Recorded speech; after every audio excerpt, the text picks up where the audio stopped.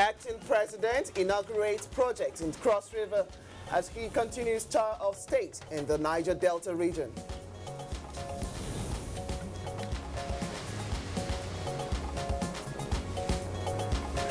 Senate confirms 15 of 27 nominees for appointment as resident electoral commissioners.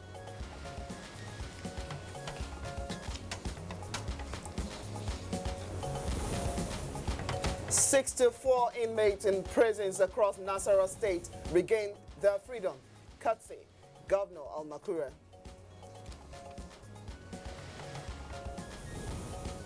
That day they came around 3 a.m. and the battle started. Of course, we fought till daybreak. It was in the course of that I was injured. In fact, the incident that led to losing my leg was as a result of encounter with government troops.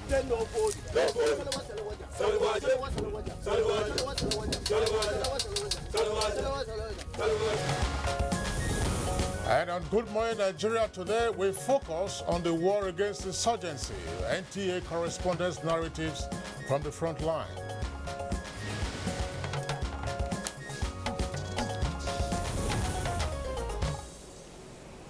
For 8 years since the fight against insurgency began, there have been various reports of how the operation is going on by foreign as well as local media organizations. Now, we've heard accounts of how the insurgents had unleashed mayhem on innocent citizens, killing, maiming, kidnapping, and rendering hundreds of thousands homeless and turning others into widows and orphans.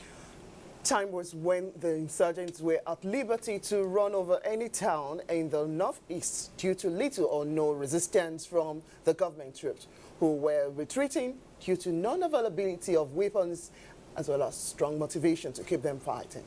However, the narrative has changed in the last couple of years, and NTA correspondents recently visited the battlefield and the front lines to have a first-hand experience of the current state of affairs.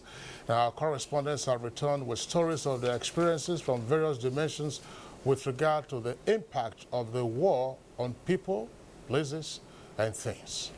Well, these experiences range from the wounded soldiers, the orphans occasioned by the war, the widows, and even repentant Boko Haram fighters, as well as other suicide bombers. Well, quite clearly, these are experiences that leave very deep impressions, and they're stories that have never previously been told, and scenes that have also never previously been seen. Our correspondents will join us on the course of this program to share their experiences with us on this edition of Good Morning Nigeria. Now, the questions to ask will be, how are the internally displaced persons faring in the various camps, and what is really the future of the orphans and widows that this fight against Boko Haram or the insurgency generally has brought upon the society? The repentant Boko Haram fighters asking for, well, what are they asking for actually? What about their colleagues still in the fields, as in the insurgency camps? Are they willing to surrender? Indeed, these are exclusive accounts that are quite emotional but worth sharing on this program. This is Good Morning Nigeria. I'm Kingsley Osadolo. I thank you for being with us today. Welcome to this special edition. That's a Friday edition of the program, coming to you on the network service of the Nigerian Television Authority, NTA. My name is Blessing Abu. In the course of the program, of course, we'll bring to you our regular companion segments. That's after we're done with the discussion. This will include business, entertainment, sports, foreign, as well as the weather outlook for the rest of today. All right, now for several millions of viewers in Nigeria, elsewhere in Africa, and then around the world, who connect us via YouTube, that of course is uploaded on different media, including all of those who contribute. Today, of course, is a special day for us on Good Morning Nigeria, because Good Morning Nigeria today is 3 years old. All right, so of course we have Blessed is here, I'm here. There are some of our co-presenters and producers may also join us on the course of the program for us to facilitate on this, felicitate rather, on this glorious occasion. Good Morning Nigeria began on the 2nd of June, 2014, and ever since the various ratings indicate that we have since become the market leader, the most watched program on the money bet of television. You can say that with all pride. All right. Okay. So Good Morning Nigeria today is special. We have correspondents coming from the front lines giving us reports from what's happening with regard to the mopping up operations against the Boko Haram terrorists and insurgents.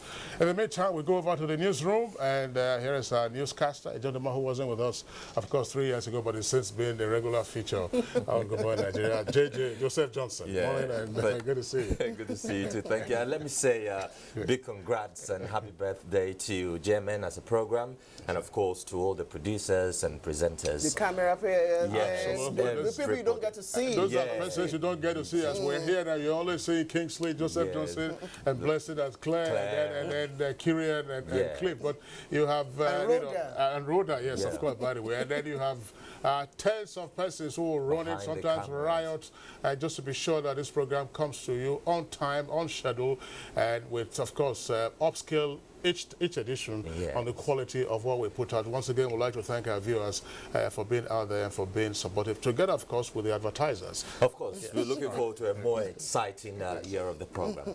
Thanks for joining us. I'm Joseph Johnson. To the news now. Acting President Yemi Osinbajo continued the tour of state in the Niger Delta region with a visit to Calabar, Cross River State, to promote peace and sustainable development in the region. At a town hall meeting with the people, the Acting President Yemi Osinbajo appealed to them to be patient to see the fulfillment of the federal government's promises for the region and the entire nation. On our part, not just commitment, but we sincerely want to do everything that we have purposed and we have planned to do for this state and for all other states of the Federation of Nigeria. Just listening to you on the ceding of Bakassi as a result of the judgment of the ICJ, this is a development that all of us consider a loss. But the President strongly believes, and I'm sure that many of us know that he has expressed himself several times on this issue, that while we ruminate over the legal issues, we must not allow Nigerian citizens in Ikang and elsewhere to suffer. He assures youth of the Buhari presidency's commitment towards a great future for every youth of the country. Earlier on arrival in the state, the acting president inaugurated some projects executed by the state government and promised federal government's support to the state on its infrastructural development projects. He also paid a courtesy visit to the palace of the Obong of Calabar. To the legislature now, where the House of Representatives is considering a bill that seeks to ensure that Nigeria attains the sustainable development goals through the establishment of a Sustainable Development Fund.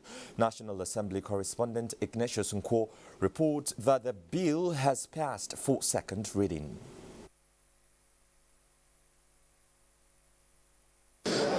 This bill was quite apt. The truth of the matter is that the Sustainable Development Goal has really helped every one of us to bring development, real development to bear in our various constituencies by way of infrastructure, by way of empowerment, by way of training. And like any good thing, if you don't have adequate funding, it becomes an issue. So the bill seeks to ensure that SDG is adequately funded.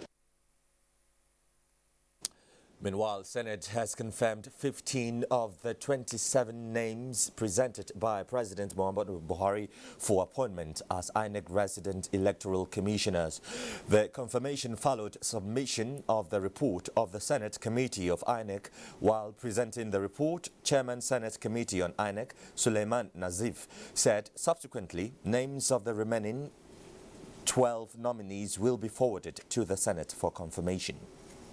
After a thorough scrutiny of all the relevant documents of the nominee, members of the committee were satisfied with the qualification, experience, and suitability of 15 nominees in the first batch, while the remaining 12 nominees are still undergoing screening by the committee. On behalf of all of us here, congratulate the new nominees as resident commissioners for INEC, and hope that wish them a very successful tenure.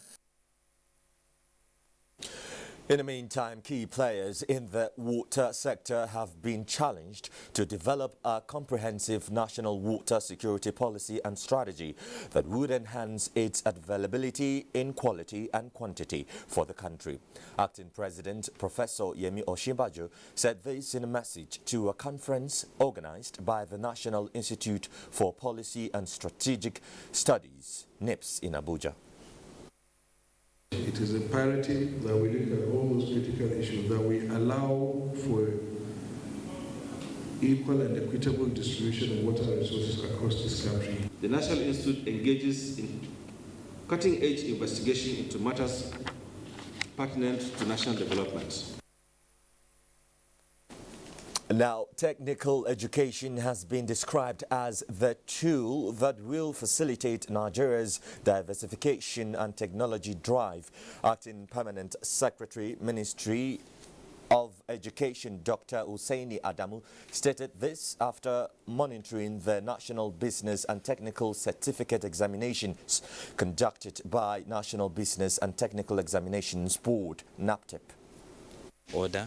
I am impressed. The students are well behaved. The most important mandate that we have is to produce technicians. The scheduled launch of Kickstart Collide Nigeria EduSat-1 into space from the Kennedy Space Center in Florida, United States, has been postponed. In a statement, the National Aeronautic Space Agency said the CubeSat, code-named Nigeria EduSat-1, will be launched on Saturday by 10:55 p.m. Nigerian time. CubeSat was built to be launched Friday by 10:55 p.m. Nigerian time, but 25 minutes into the launch, lightning was experienced close to the Kennedy Center in Florida. The Nigeria CubeSat is a component of the BIRDS-1 satellites, comprising of 4 other CubeSats belonging to Japan, Ghana, Mongolia, and Bangladesh. They will be launched from SpaceX Falcon's rocket. The Nigeria CubeSat is designed, built, and owned by the Federal University of Technology, Akure, in collaboration with the National Space Research and Development Agency in Nigeria and the Kyushu Institute of Technology, Japan. And now it is the first university satellite to be launched in Nigeria. 64 inmates in prisons across Nasarawa State have regained their freedom. Joshua Ojito reports that a nursing mother was among the freed inmates whose fines of 5 million naira was paid by Governor Umaru Tanko Almakura. There is nothing you can give to a human being in this world like freedom. Once you give a person freedom, it is left to him to make his living worthwhile. And that does it on the news segment. Thanks for joining us. It will be Claire, or Blessing, and Kingsley just after the break. Stay with us. If you hear a bomb explosion or gunshots of an active shooter, that might be a terror attack. At such times, always remember 3 action words: run, hide, report.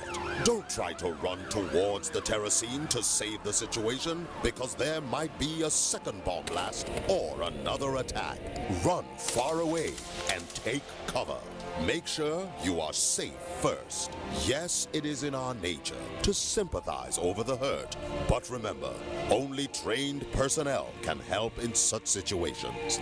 When in a secured environment, promptly call relevant authorities and help will come. For anonymous reporting, call 09630-3250-5 or 0813-2222-106. If you see something, say something. Nigeria unite against terrorism.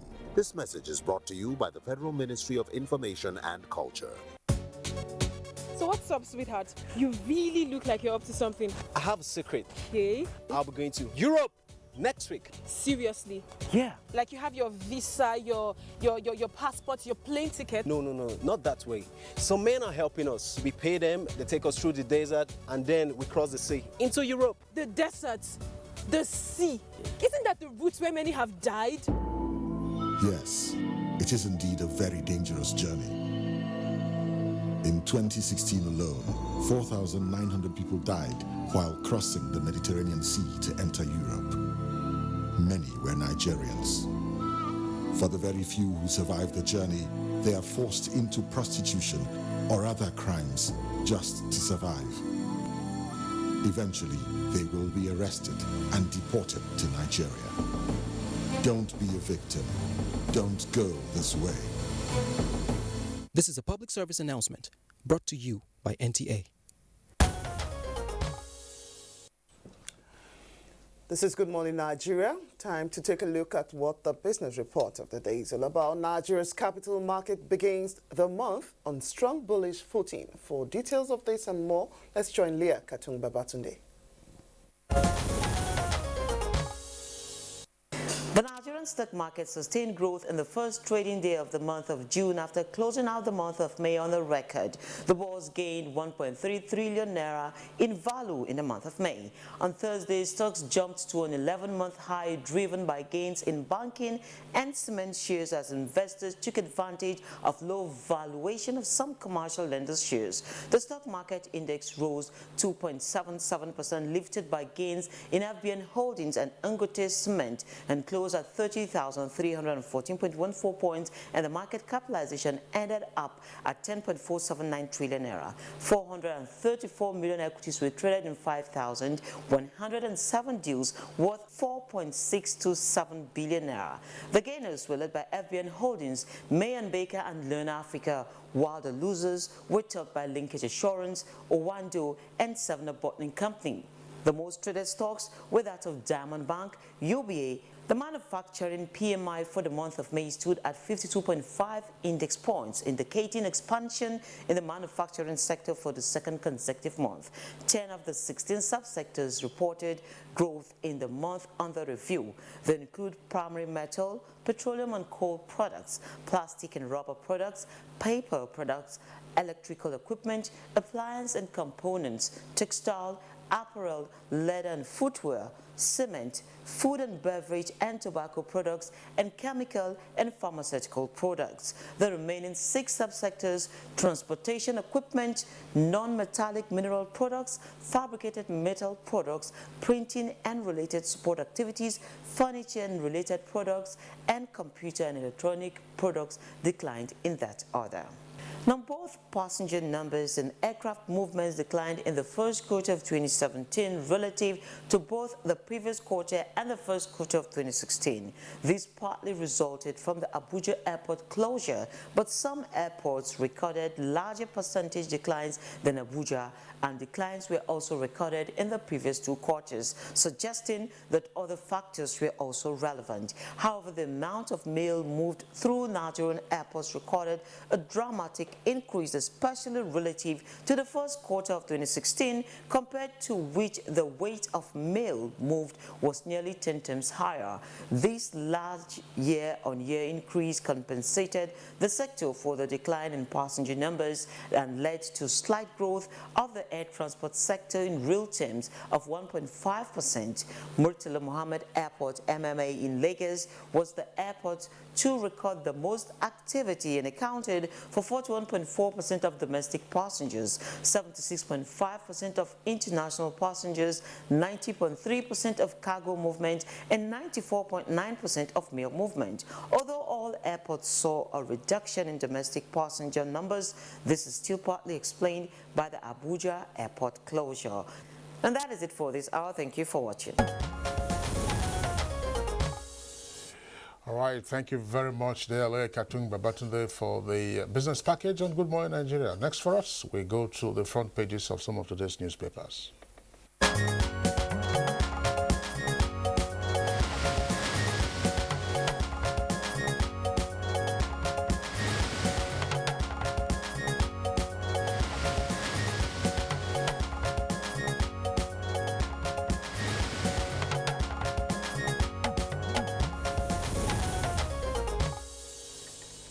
It's a Friday edition, and Nominee Uden is already seated, ready to take a look with us on some of the front stories. Good morning, Omini.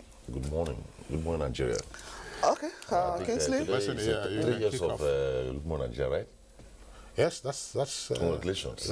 Thank you very much. Of course, you'll be part of. Congratulations to everyone. Congratulations to everyone, to our contributors, to our guests who have to wake up pretty early in the morning, of course, like the rest of us, to appear on the program.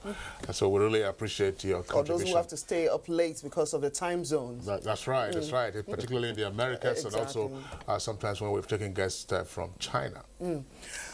Okay, well, I'll start off with the Daily Trust. Just below the nameplate, you have Senate panel wants fuel price raised to 150 naira. That's what we find on page 3. There's a writer to that. NLC, CSO vow to resist move. Petroleum bill faces setback at House of Representatives. It starts right there, continues on page 5. Interesting photograph is what you'll find on the front page of the Daily Trust. Acting President Yemi Osinbajo surprises bystanders as he stops his convoy to interact with them during his visit to Calabar in Cross River State yesterday. Of course, they were being pushed back by his security men.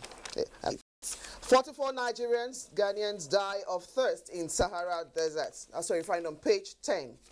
Reps reject Southeast Development Commission. That story is trending on page 8. And NPower portal to reopen June 17. This is coming from the minister, but that story is on page 14. Kingsley, let's have your paper. Yeah, let's take a look at the front page of This Day newspaper. This Day newspaper from top to bottom on the front page. In line with executive order, NPA to make ports business cheaper. In line with executive order, NPA, that's the Nigerian Ports Authority, to make ports business cheaper with a rider, concessions with terminal operators to be reviewed and tariffs made public. And by the way, that story is on the front page of This Day and continues on page 9. It's quoting the managing director of the NPA, Hadiza Bala Usman, who was on this program yesterday along with other guests discussing the executive order, the implication of the executive order on port operations, as well as, of course, a review of the concession agreements. Another headline there on the front page of This Day, Trump pulls U.S. out of Paris Climate Accord. Details of that story can be found on page 42. Reactions from, of course, around the world indicate that he and the U.S. will be standing alone. Now, also there on the front page below the nameplate, outrage over Mandela Washington Fellows' abuse of special needs toddler. And Nigerians demand her recall from U.S. program. And we are aware of the disturbing allegations, says American Embassy. Lead story says, with a double-decker headline, House to pass PIB to include host communities' interests and fiscal regime. Now, of course, the Senate already passed what they call the PIGB, that's Petroleum Industry Governance Bill, but now House is saying they include the host communities' interests and fiscal regime. And we have a rider to that. Senate confirms 15 INEC recs. That is the rider to that lead headline. Also there on the front page, Russia to supply Nigeria military hardware and helicopters to fight fight against Boko Haram. Details on page 9. Yes, let's start with the petroleum sector. You know, when you talk about petrol in Nigeria, you are cutting across the entire divide. Yesterday, the Senate Committee on Works recommended an increase in the pump price of petrol by an additional 5 naira, making it 150 naira per litre. And this says it to enable the implementation of the proposed National Road Fund. And this is coming exactly a year after an increment from 87 naira to 145. Well, the arguments are on, but the Nigerian Labour Congress, civil society organizations, and other NGOs says if this move comes up, except it is well conceived and explained, they will resist it in totality. Then, you know, PIGB, that is Petroleum Industry Governance Bill, has been passed by the Senate. It has gone to the House of Reps for concurrence before it will vote. Reps say, unlike the Senate that passes in piecemeal, they will not pass it in piecemeal. They will include host community and fiscal regime. So we hope to see that harmonization before it is eventually passed. Yesterday, the acting president is in Cross River State, follow up to his tour of the South region. He has been to the Obong of Calabar, inspected some projects. At the Palace of the Obong of Calabar, he sustained his message on the indivisibility of Nigeria remaining sacrosanct, that Nigeria is bigger than any other constitution, and that the diversity we have is what makes us unique in the world, and we just have to sustain that for people to know that as diverse as we may be, we remain a people. The Obong of Calabar sustained the position that if governance must achieve what it wants, the traditional institution must be given credence. But the twist to it is that the managing director, NDDC, on his way to Calabar, along Calabar to had an accident with a trailer. The reports say that one version said one policeman died, the other one said 2 policemen died, the other one said 3 policemen died. Same yesterday in Calabar, a former commissioner and the managing director of a private FM station, Hit FM, was kidnapped. Patrick Ugbe. The kidnappers have not called the family yet, but we hope and believe that before the end of the day, they will start calling the family. All right, yeah, we are having all kinds of security issues. I mean, the Benin or Expressway was blocked yesterday for several hours up until about 3 o'clock on account of drivers who were protesting the incessant armed robberies, fatal armed robberies on that road. Plus, of course, you know, the atrocities. Then back to the Senate, 15 of the 27 nominees for Independent National Commissioners have been clear, leaving 12. Well, they said, though they have gone through security checks, all their petitions came in, so they are still pending clearance, the remaining 12. Southeast Development Commission bill had a setback yesterday, but the interesting thing to it is that the politics of it is what attracted my attention, and the papers were able to bring up that. It first came up on Wednesday. At the time it was to be addressed, the sponsor was not available on the floor of the National Assembly. Yesterday it came up, and at the point they needed it, the sponsor was not available. They had, in an attempt to pull it down, it suddenly appeared. They restored it. So that is the politics. How come each time it is ready to be discussed, the main sponsor, that is Chukwuka Onyema, will not be available? Yeah, what you're saying, what you are commenting on, Omene, is actually the second list story on the front page of the Punch newspaper. You can find that the bottom half of the front page of the Punch newspaper. If you can see that on the screen right away, you'll see the headline plus, of course, the scenes. Let's just go the photograph. Just below the photograph, you see the scenes there coming out from the National Assembly yesterday. It says, with the headline, "Chaos as House of Reps rejects Southeast Development Bill." Of course, those are the photographs, and then the story can be found inside the paper. And then killer headsmen are fleeing Boko Haram, killer headsmen are fleeing Boko Haram terrorists. That's attributed to the governor of Edo State, Mr. Godwin Obaseki. Now, my abductors almost slaughtered me, says Rep. And again, cultists storm Ikorodu, kill husband, pregnant wife, and 2 children. That's the Badu cultist group operating in the Ikorodu axis in remote parts of Ikorodu in Lagos. Let's go now back to the top of the Punch newspaper. You see the list story there. It says, alleged bribery tip. Anti-graft group asks EFCC to investigate Melaye and George. Says voice recording fake, says senator. That's the writer to that story. Details of the story can be found inside. Together, of course, with the confirmation of 15 recs, that's the resident electoral commissioners. WAEC to release results 60 days after exams. Of course, recently, JAMB released the results of those who sat for the UTME. The other stories, of course, are there on the front line. Governors raised the alarm over importation of harmful rice, and Senate wants tolls back on federal roads. And Nigeria cannot afford this integration, says Oshibajo. Listen. All right, quickly, some of the stories you took from the Punch. We have them on the front page of the New Telegraph. That of the Senate recommending hike in fuel price. Mini has discussed that. Senators introduced taxes to fund roads. The story we find pages 4, 6, and 7. And NLC will vote out elected officials as reps begin work on the petroleum industry bill. Protesters storm EFCC office, want Magu out. That story is reported in the picture or story there. You have the protesters on the both windows of the story, front page of the New Telegraph. Assailants kill husband, child, pregnant wife, and remove fetus. Rider, suspect vomit blood, died during confessions. That's according to source. That story you find on page 8. But just above the nameplate for the New Telegraph, you have the story for aviation. Air certification, 27 airlines may withdraw applications. Starts right there but continues on page 6. But insert, you have the story. Nigeria's oil exports to China slides to 9-month low in June. Other windows of stories. 3 died. The story was talking about the accident involving the NDDCMD. 3 died in NDDCMD's convoy accident. That story is on page 33. MMA, that's Murtala Mohammed Airport, most active airport in first quarter 2017. This is coming from NBS. NBS stands for National Bureau of Statistics. That story is on page 4.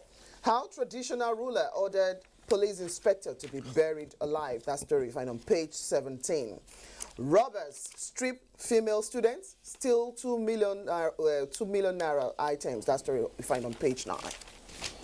Omini? Yes, in conclusion, the Governors Forum, speaking to the Governors Forum Secretariat, has raised alarm that there is a lot of condemned and contaminated rice imported into Nigeria, and most of these rice were rice that were locked up out of the country to the borders when the past regime came up with a ban on the importation of rice, and now they are beginning to, the rice is beginning to find its way into Nigeria.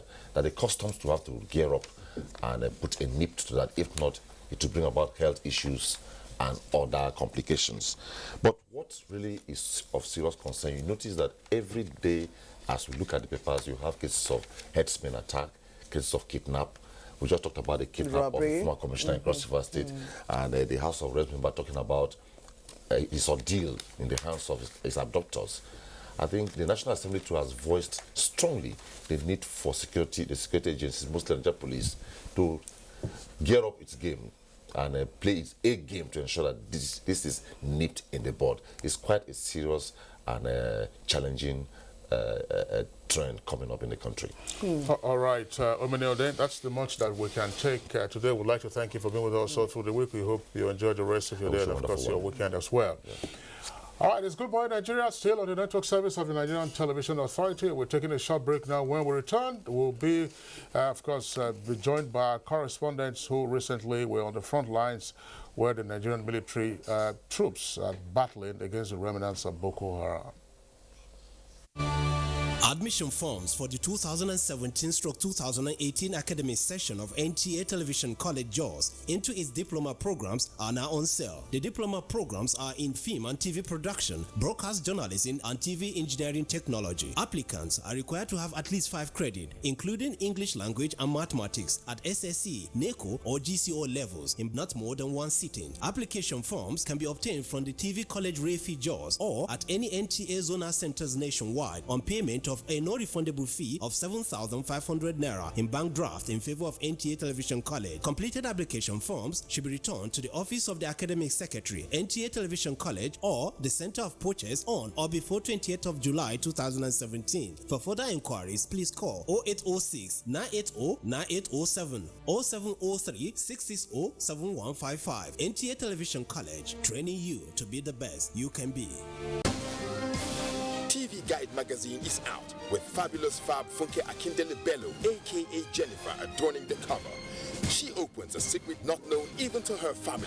Find out the secret.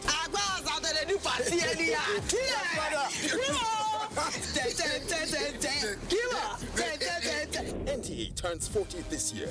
The challenges, the emerging trends in broadcasting, and the way forward. Weekend Dealer 2.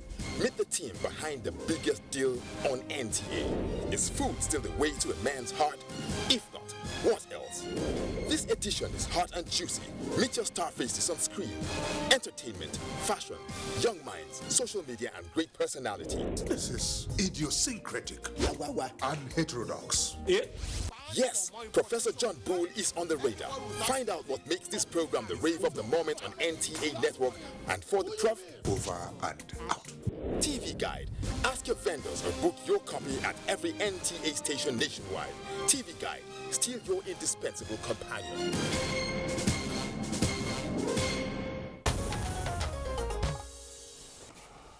All right, welcome back. But if you just joined us, it's Good Morning Nigeria live on the network service of the Nigerian Television Authority. As we indicated, of course, today is a special day for us. It's our 3rd anniversary. Good Morning Nigeria running every day, weekday, by the way, 7 a.m. to 9 a.m. We recently had our correspondents visit the front lines in the Northeast, in particular, Borno State, where they touched on various aspects of the war against the remnants of insurgents, as well as matters arising from the devastation of Boko Haram over the past 8 years or so. Now we have guests right here with us in the studios. Of course, these are faces that you're familiar with one way or the other. But let's begin by introducing the manager, News and Current Affairs of the Nigerian Television Authority, who is also one of the producers of Good Morning Nigeria, Muhammad Ali. Muhammad Ali, not the boxer, by the way. Muhammad Ali, a pleasure to have you join us on the program this morning. Thank you very much, Kensley. All right, so the next face I don't need to introduce. She's immediately to my left. Let's the camera focus on her, and then you will know who she is.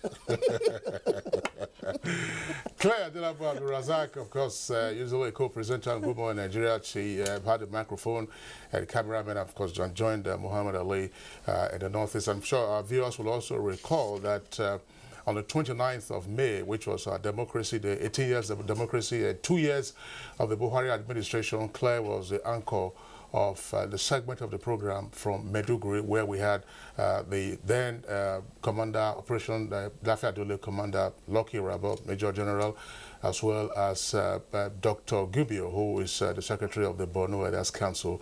We had them from Maiduguri Network Center. So, Claire, you're our guest this morning. And then we also have with us here Kabir Adamu. Kabir Adamu is a security risk management expert, and of course, and is vice chair of the American Society of Industrial Security International. That's the Abuja chapter. Malam Kabir, a pleasure to have you join us on Good Morning Nigeria. My pleasure to be here. Thank you. Also, Kingsley, we're being joined by another guest, but this time around, the guest is in the Makudi studio. Dr. Perpetual Chair is the head clinical psychology, Federal Medical Center, Makudi. Dr. Chair, welcome to the program. Good morning. Okay, back to us in Abuja studio. Let's take the first account of what transpired while you were on duty. Well, Claire, I'm told you take the lead. Share your experience. All right, before we get to Claire, there is this interview with the soldiers on the battleground. Let's have that interview right now. In this format? Very gallantly, I'm very happy to do that. I'm very painful for me to see the innocent one going, but I do that with one mind, one heart, for my nation, for my people. That is why you can see we are in the defensive area now.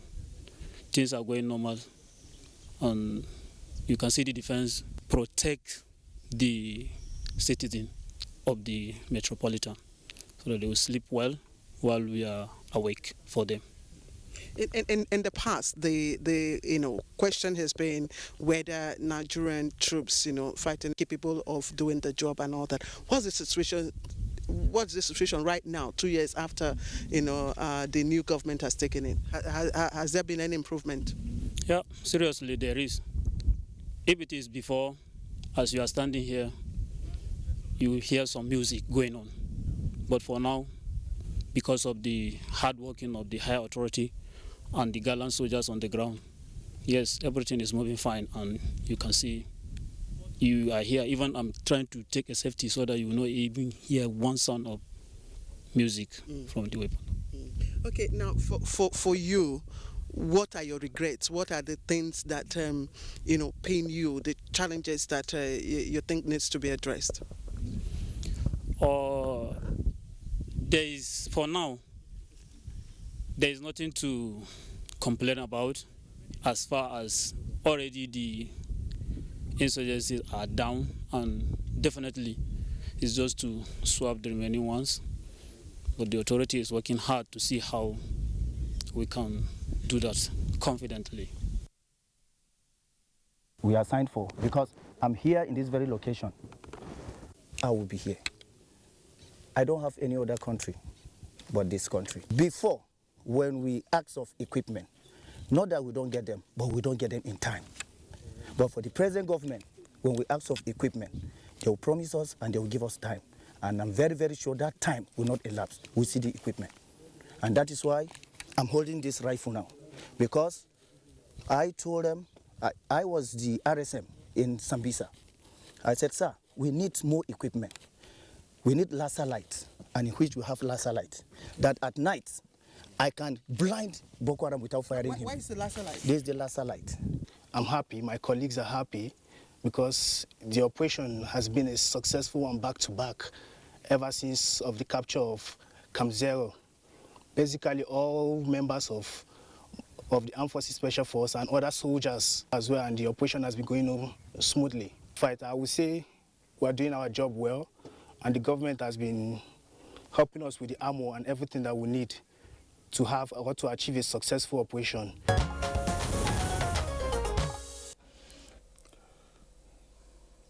Right now to rout the remnant of Boko Haram. So I was tasked to go into the forest once again with my troops, and we went in there. So in series of battles, we routed some areas that were their strong holds, like Gobra. We routed them from Gobra and some of those areas. And then it was going to be a protracted operation. So it was on our 5th day in the bush that we had this battle. We started, that day they came around 3 a.m. and the battle started. Of course, we fought till daybreak. It was in the course of that I was injured. You said the pain I'm passing through now cannot allow me to speak for now. So I'm speechless for now. Thank you. But can you just tell us what really happened, just briefly? We are on our way coming from Gulubagana, so our motor determines this IED. So immediately I lost one of my legs. So I was brought justice on the 16th of this month. So I thank God that I'm still alive and responding to treatment.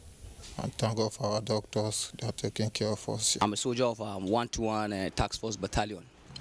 I was actually attacked. We were attacked when we actually made an advance into the forests by the Boko Haram sects. So in the process of the attack, IEDs were thrown, mortars were fired, and the fragments pierced into my legs, and I was rushed down to the hospital. Yes, I want to thank the press for coming out here. My deployment is not here in Maiduguri, quite sure. I'm at the front line, but due to my injury, as you can see, that's why I'm in the hospital right about now. And I know if you don't really want the progress and the peaceful coexistence of Nigerians, you won't be here. Soldiers are peaceful people, and will always stand for peace and fight with motivations to make sure our people, our families, and everybody goes to bed with their eyes closed. We have equipment, we have a lot of things, we have manpower, but we want the government, to at least enhance and make sure these things are provided enough so we can curtail and combat these hoodlums, these bastards once and for all. Since that is what we want, so that people can go to sleep with ease and with their eyes all closed. Well, if that doesn't shake you, I don't know what else will shake you for us to have the peace that we deserve in this country and to rebuild the nation. Yes, we'll introduce our guests, our colleagues who actually were at the front lines with these soldiers. Mohammed, it was something that actually had your heart in your mouth. Share your experience with us live. Well, I really expected something that may be serious, and I did get something that was very, very serious. We left here for Maiduguri as a team, and once in Maiduguri, actually, not from the airport, we can see that there is a lot of the presence of security agencies, but then life was very normal. A lot of people moving about, and you know, normally as a journalist, you'll be inquisitive and then make some inquiries. You chat with somebody here and there. Once the situation, oh no, something we are quite okay now. This is but when we started interacting with the people that were at the front lines, you know, some of them are back in the offices, some of them are there, started seeing the seriousness with which this thing is. If you are not at that part of the country, or if you have not encountered these people, you will not know how serious it is. And started telling us stories, and we were just some stories you will, is as if they are just from the books or in the movies. The movie. But then the next day or so, we were at the IDP's camp first, and what was at that IDP's camp was something else. When they were something else, I know we don't know even where to start. Okay. There are a lot of support to them actually, but one need to put. But then when we got to the front line, even moving towards the front line, you will start seeing signs and other things that you know that yes, really, the war against insurgency is not just on paper, or it's not just something that's been reported. It's more than what is reported. Were you scared? No, I'm not. I was in good company anyway. I don't know whether Claire was. Well, I think Claire, let's share. Yes, you were in the hospital even talking with the soldiers. Absolutely. I think you should ask me if I was scared. No, I know you're a strong woman. No, on the contrary, from the outset, Kingsley, you know, I appeared calm. But as we approached the front line, you could feel my heartbeat. It was palpable, you know. But then it was a frenzied but pleasant experience. Frenzied in the sense that, you know, it was frightening. You could see soldiers. Let me even speak to, you know, the soldiers. You said earlier on that, you know, if that didn't move you, then nothing could move you. I was moved to tears each time, you know, each of the soldiers in the front line narrated their experiences. You know, I dropped a tear. What kind of psyche were they bringing forth for you to see? Both those at the front line and those you met at the hospital. Imagine those at the front line. Imagine a soldier who says, look, this is my destiny. This is my calling. I don't have any other calling. I need to serve my fatherland. That is the morale of the soldiers in the front line. You know, despite all that we hear, they are determined to ensure that this war against insurgency is finally nipped in the bud. You can imagine a soldier who has left his family. In fact, one of them told us that, look, my 1-year-old, when I had a pass to go home, you know, usually they are given 2 weeks pass, and the child didn't recognize him. You know, some of them have even, you know, lost their wives to you know, other things. So it was really, really heart-rending. Now, talking about those in the hospitals, you could see the young man there, you know, one of the soldiers on bed. He has his legs amputated. And that was mine.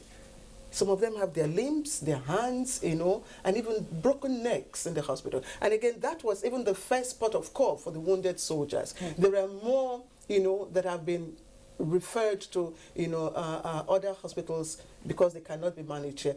Some others have been, you know, flown outside the country, you know, to, of course, to receive better medical care. So for me, it was a heart-touching experience listening to those soldiers. At the same time, go through what they have gone through and are still determined to ensure that Nigeria remains one. Well, Claire, well, just stay with you. War, it is said, is an ugly business. Did you get a sense of the ugliness of the war that the country has had to wage for nearly 8 years now against, you know, the insurgents in particular in Borno, which has been the main theater of the operations against the terrorists? Kingsley, beside the soldiers, you know, in the hospital, yes, you needed to get to the IDP camps to see the children.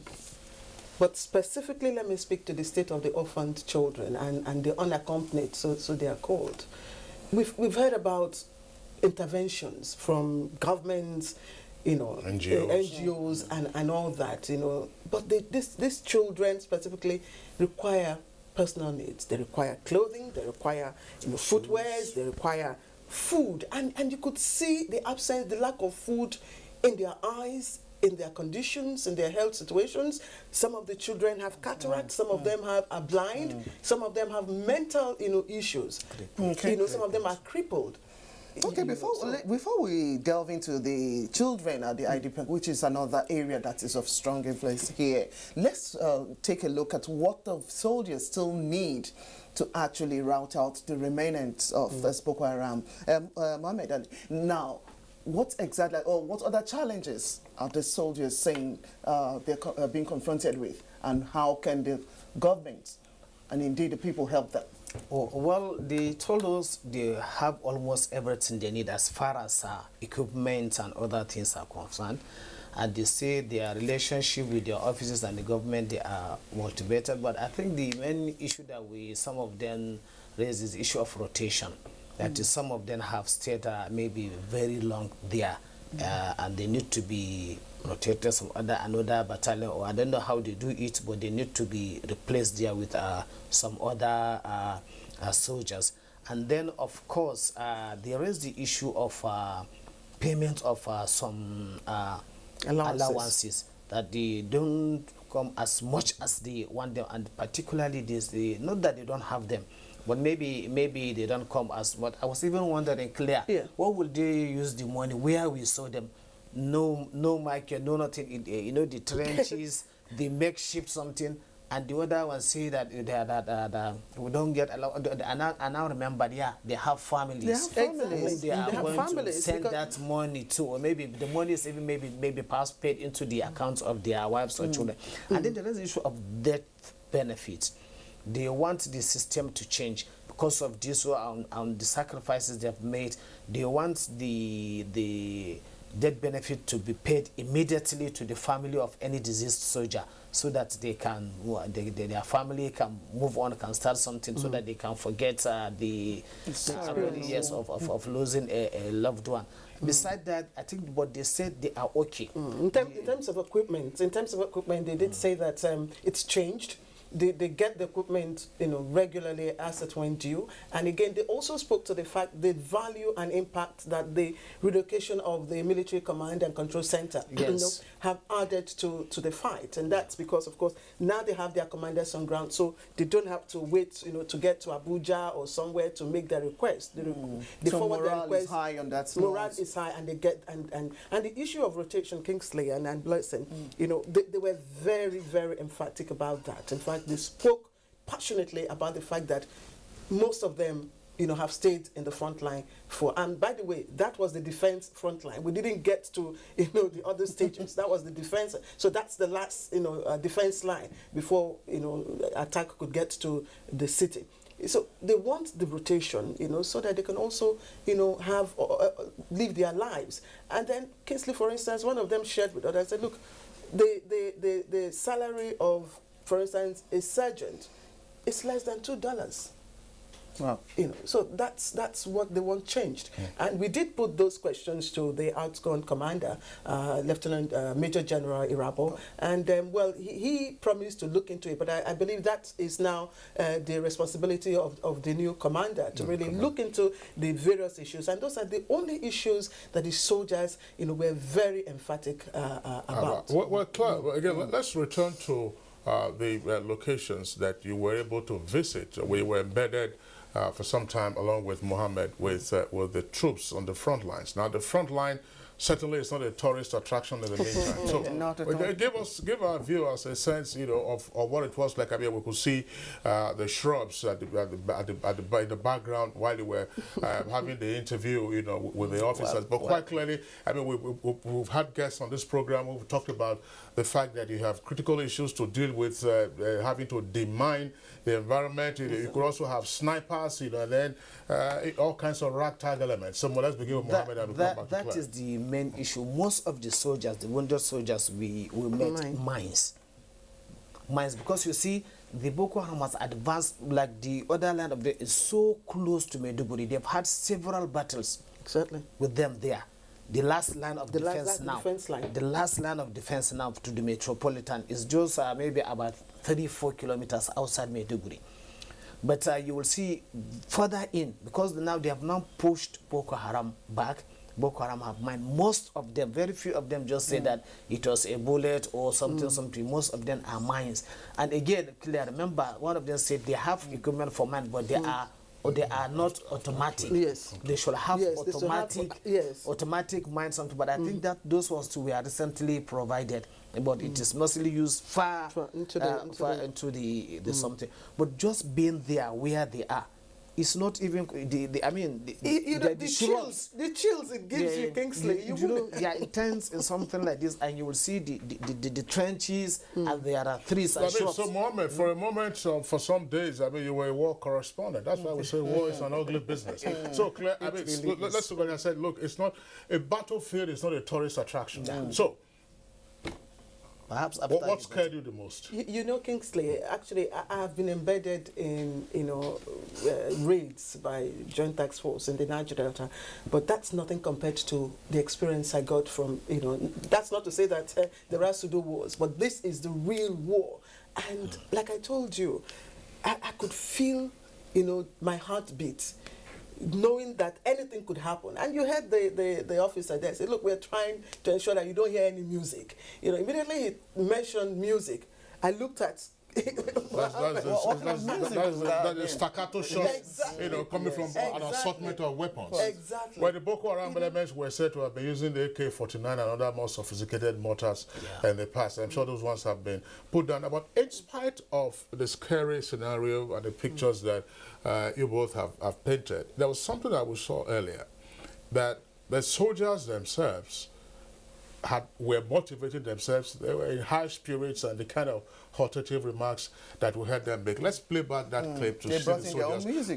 This is their own music to which they are dancing in spite of the harshness of the environment and the fact that they are hearing shots, as they say, being fired in anger.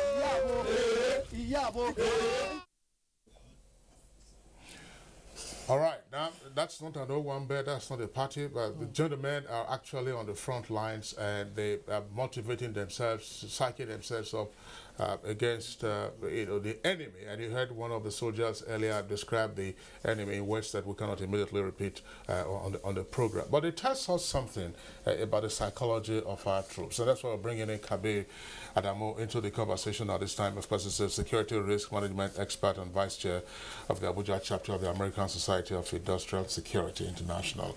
Malam Kabir, again, you've listened to our correspondents, who've been on the front lines, and you have also seen some of the clips.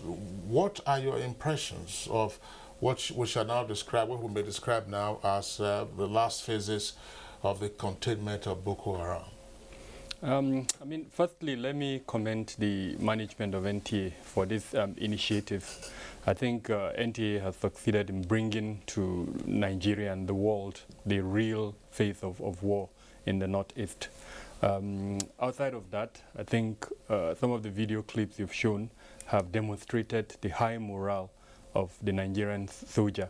Part of the challenge that Nigeria encountered, especially under the former administration, was the low morale of the Nigerian soldier. We've had instances where soldiers were deployed to the Northeast and they flatly toned it down. One of the most despicable experiences that I would remember is when the wives of some soldiers demonstrated when they were deployed to the Northeast, and a lot of us felt that is the height of lack of commitment and sacrifice, or even understanding of what your civic responsibilities are to your nation. So I think there is a change in that, and this has clearly been demonstrated by the reportage by your correspondents. Having said that, we keep statistics of the development in the Northeast, and we've been able to categorize the 27 local governments in Borno State. And we know that there are inaccessible local governments, then there are local governments with limited access. Claire brought out that fact when she said she was at the defensive line. Maiduguri is a fortress. I would describe Maiduguri as such. And unfortunately, over time, especially after December 22nd, if I remember well, when Sambisa Forest was taken over from the insurgents, they were dislodged. And we appear to be seeing a strategic move by the insurgents to attack Maiduguri metropolis. Not so much because they are able to, but to demonstrate their resilience. Any successful attempt on Maiduguri is a statement that they've been able to carry out an action. But our soldiers have been gallantly stopping them. Just a few days ago, I hear a bomb factory was actually uncovered on the eastern flank of Maiduguri. From the pattern of attacks that we've been monitoring over the last few months, from January till date, the eastern, western and southern flanks of Maiduguri have witnessed more of the attacks. And from what we're hearing, especially the suicide attacks, they drop them on motorcycles and then, with an attempt to, infiltrate that fortress that the military have created.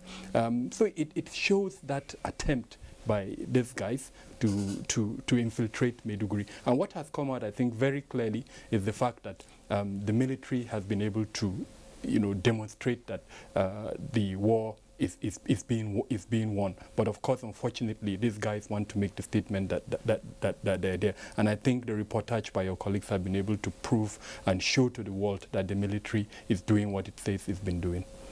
But it's also the case, Kabir, I would like you to make a comment on this, because you also sometimes when you access the social media, you read all kinds of snide remarks being made by the military. I mean, when Boko Haram terrorists were dislodged from Sambisa, there were also chances that some of them have slithered into neighboring countries, and on account of the fact that our borders are very extensive, these people could come in and go out and then carry out their hit and run operations. But that would seem to have reduced considerably in recent times. What does that also say about the level of intensity of the operations against the remnants of the terrorists? As far as I know, there are probably about 3 or 4 military operations that are ongoing right now. Some of them are carried out by the Nigerian military on its own, and then of course the multinational joint task force is also involved. Now, time unfortunately will not allow us to go into the details of this operation, but I think let's summarize it to say that these are mop-up operations to clear the remnants of the Boko Haram insurgents that have been, dislodged from their various strongholds. Of importance is the role being played by the multinational joint task force, which involves, of course, as we know, Cameroon, Chad, Niger, and then the Nigerian soldiers. They've been able to reduce the cross-border movement of, both the. Let's remember that we are dealing right now with 2 groups of insurgents. Yes. We're dealing with the group Jamaat al-Alisina al-Dawati wal-Jihad, and then the other one called the Islamic State in West Africa province. Unfortunately, each of them has a different method and to an extent a different target. And I think to an let's get more explanation from you in this regard. Okay. Who is who now? I mean, because people in the popular imagination, everybody is Boko Haram.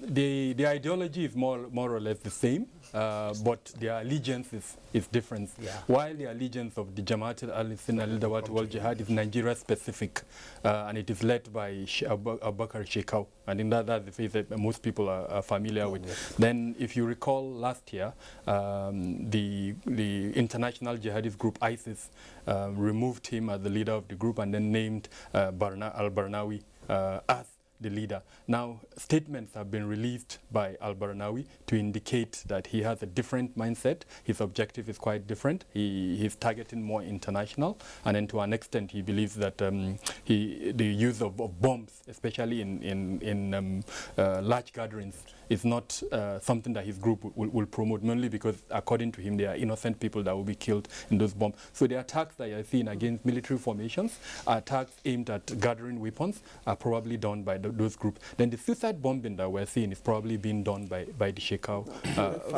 faction. All right, Claire, yes, you have something to add to that, yes. Kabir's response was actually corroborated by one of the repentant Boko Haram members. And Mohammed had an extensive interview with some of them in Hausa. All right, what we'll do, Mohammed, we'll come to, because that's part of the conversation we're having this morning. We have a playback of the interaction with the repentant Boko Haram. But before we go Haram to that particular term, let's go to Makudi, where we introduced Dr. Perpetual Chair, Head Clinical Psychology, Federal Medical Center. Now, Dr. Chair, we've talked about the psyche for the soldier, both the wounded as well as those at the front line still. Something must be keeping them on, and we want to find out how they actually can be further motivated to actually keep the spirit alive.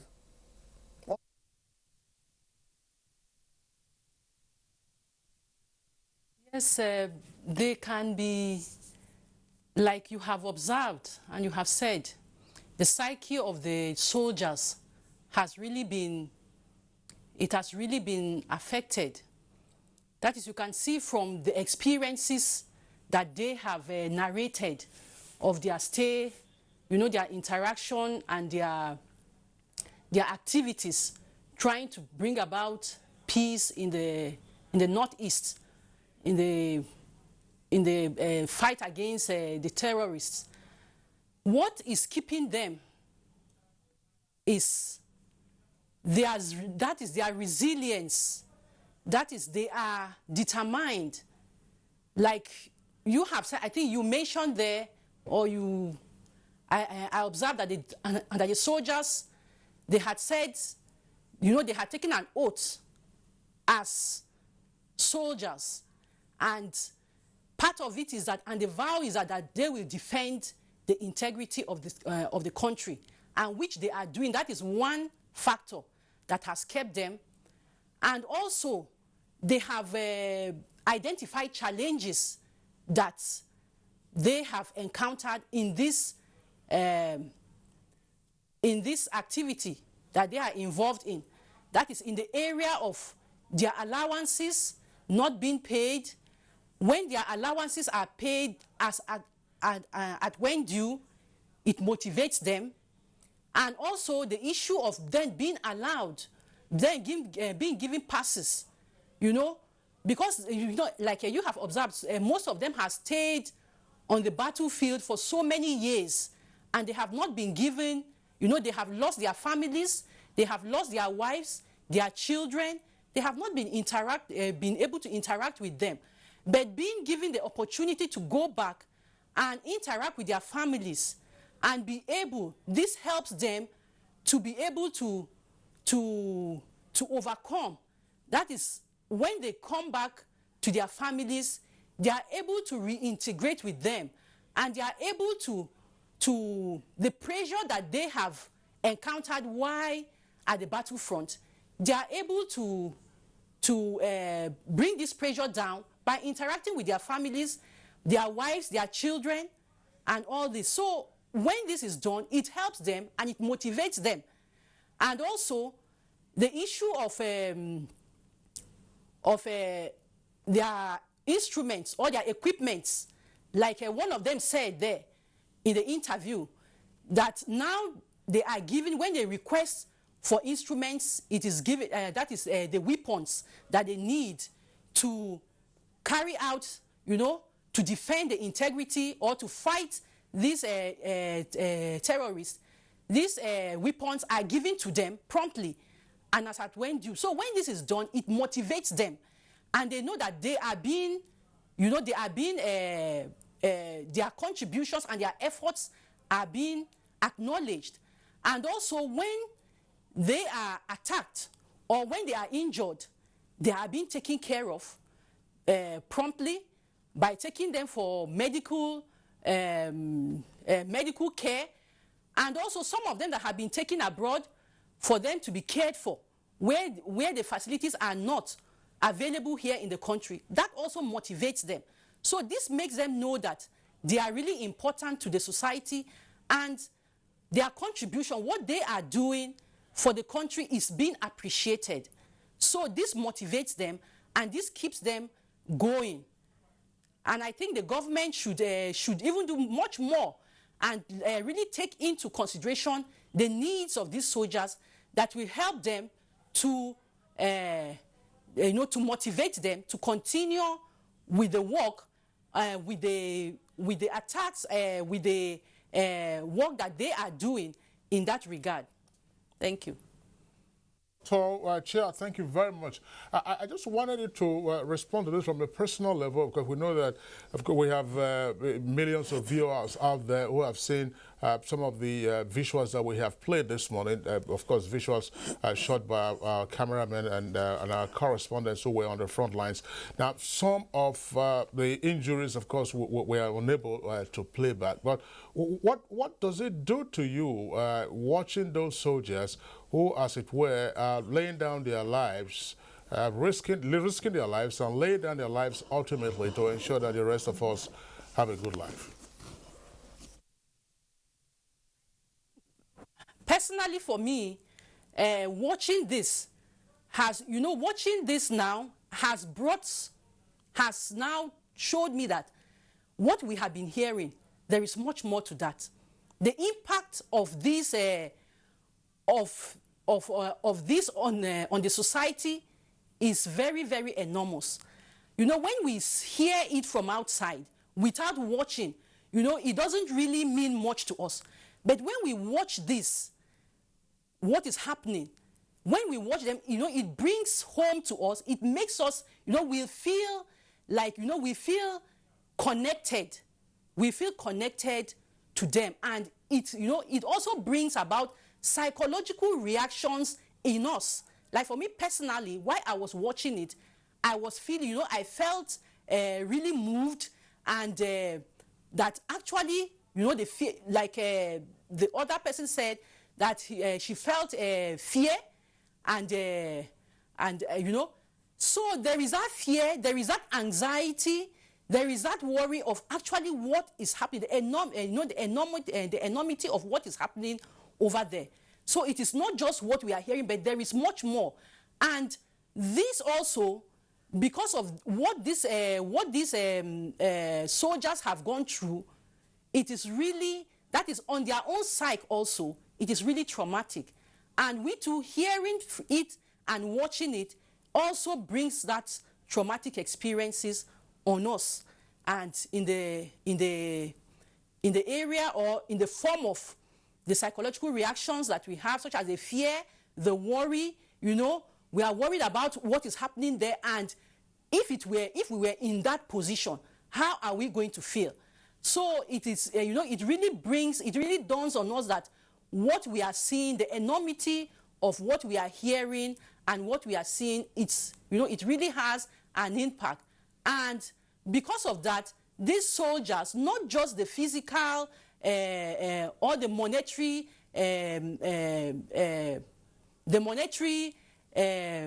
allowances being given to them, but also the psychological aspect of the soldiers, the psychological aspect of we are hearing, those of us hearing about these issues. How is it being taken care of? It is not just looking at the physical aspect, but also taking care of those reactions, and those reactions that we or the soldiers are also having, which we need to bring in experts that need to do what? That need to take care of those aspects, such as the mental health professionals, where you have the psychiatrists, you have the clinical psychologists, who can also do the assessment and also come in with professional psychological and techniques that they can help these people to overcome these issues. Dr. Perpetua Chia, thank you very much for your comments. We'll come back to you later on in the course of the conversation. We are taking a short break now. When we return, we'll still have at least two other aspects of the experience of our correspondents, you see the orphans of the war against Boko Haram, or orphans, if you like, of Boko Haram. Plus, the comments from some repentant former Boko Haram elements.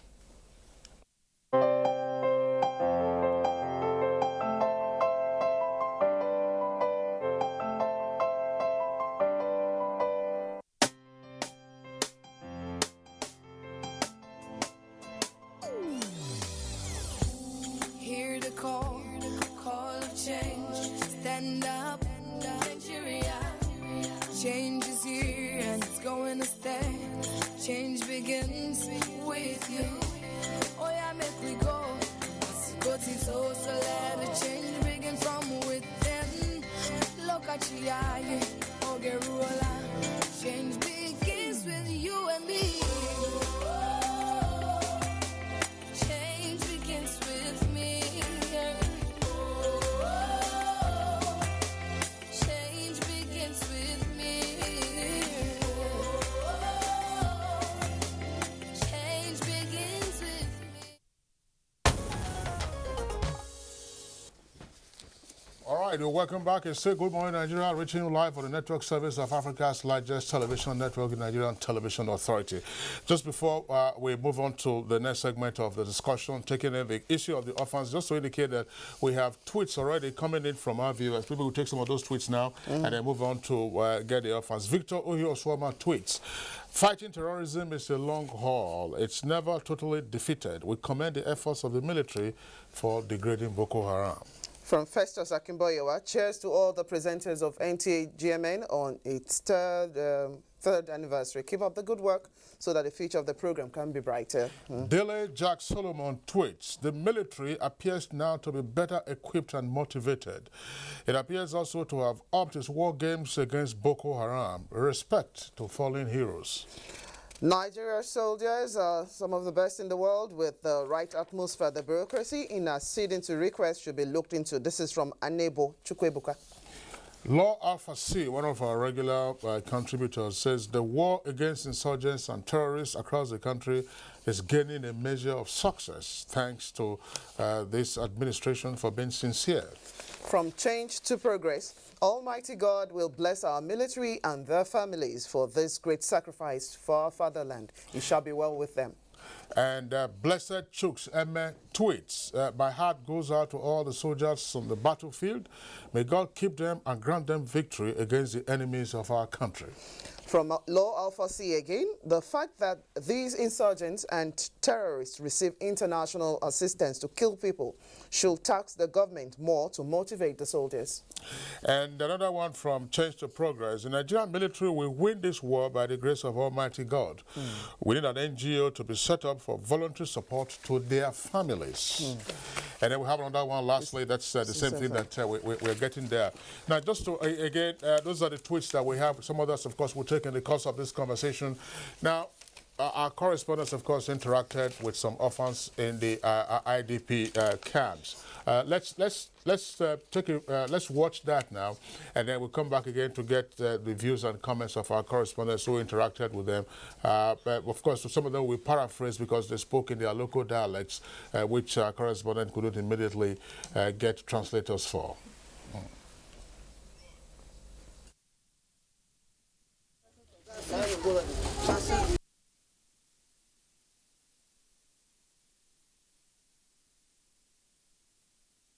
All right, we're sorry about the fuzzy pictures that you just saw a moment ago. Let's go back now. Let's go back now to the story by our correspondents, where you can get deeper insight into the interaction with the orphans.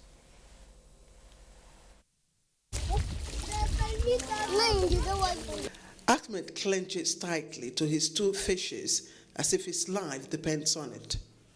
In a way, it does, because it's not often that Ahmed and his friends have fish as part of their meal. But the story is not about Ahmed's fish, it's about the source. At a glance, it would appear that these children are having fun in this pool of muddy water. On a closer look, however, the children are hunting for fish. It requires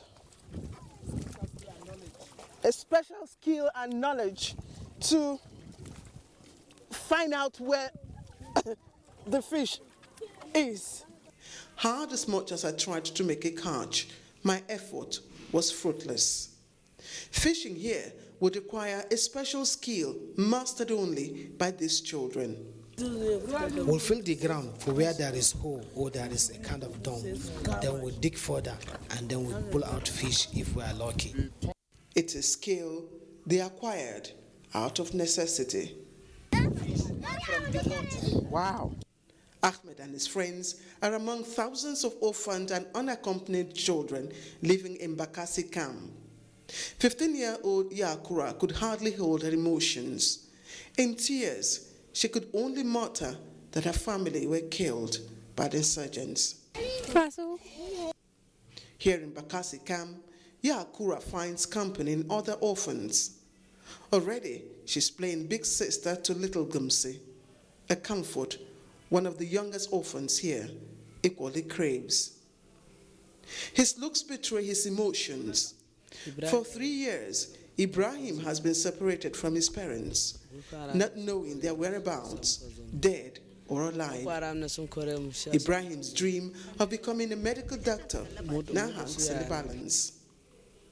Estimates are that over 70% of internally displaced children in 17 IDP camps in Maiduguri are orphaned or unaccompanied. NEMA records in Bakassi camp alone puts their numbers at 1,503 and 100 from 5 local government areas. The numbers are expected to increase as the military rescues more people from liberated areas. These are the orphans of Boko Haram war, without parents, shoes, clothing, and scarce ration of food. Whatever form of comfort Ahmed and other orphans enjoy here is, however, provided by government, local and international development partners. There are concerns that if these children, these orphans, these displaced children, are not given the basic formal education that they so well deserved, the Northeast and indeed Nigeria will continue to be a fertile breeding ground for extremism. Progress has been made, but the road to success is still far away. Good. Yeah, well, you're right here with us on the studios. I mean, watching those clips, interaction with them. Honestly, this was exactly how I felt seeing those children. You could see that they need so much. Most of them have mental, issues, visually impairment. Some of them are crippled, either by mines or, as a consequence of the war. There is no food, Kingsley, for these children. I held on to one of the youngest, and he refused to let me go. That's because he craved for comfort, motherly comfort. And you could only have seen the shelter that these children live in. They sleep on the sandy, bare floor. And the roof of the shelter, you could see, made with corrugated sheets. And the weather condition of the Northeast, particularly when we got there, it was well over 40 degrees, Kingsley. That's right. At this time of year, the temperature is pretty high. Yes, it's pretty high. So you begin to wonder where the interventions, the NGOs, the government, the food, the clothing, all the interventions that we've talked about, where are they going to? Mohammed. You see, the issue clear was the fact that she doesn't understand Hausa. She doesn't understand most of the things that they were saying or their discussions. Even our engineer that was with us there for the live streams that we are doing happens to come from Borno. Though he's not Kanuri, but he understands a bit of Kanuri. He understands a bit of Kanuri. So what's the children, their discussion generally, you will see that they have lost their childhood. They have lost it. They are tough. Toughened. They are hardened. And it's survival of the fittest. And you saw that with Ibrahim. Yes, the ones who look. Yes, definitely.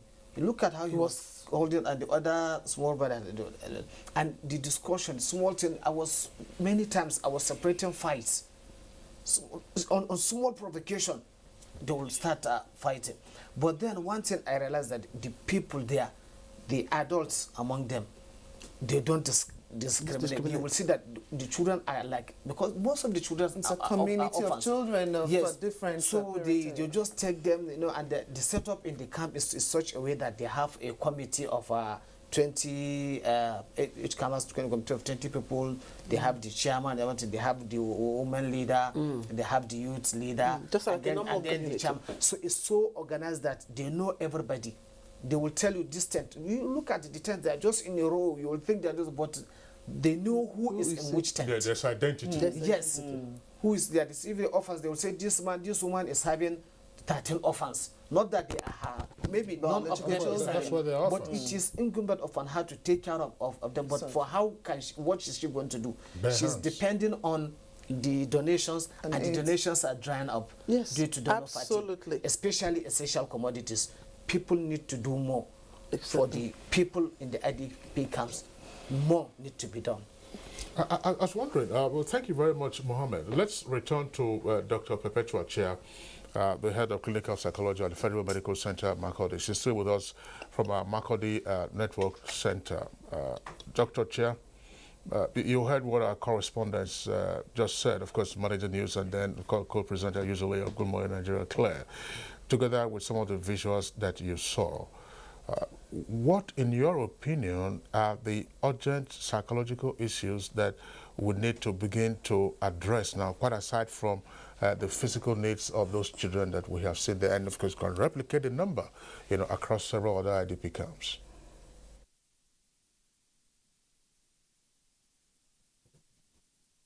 Yes, the psychological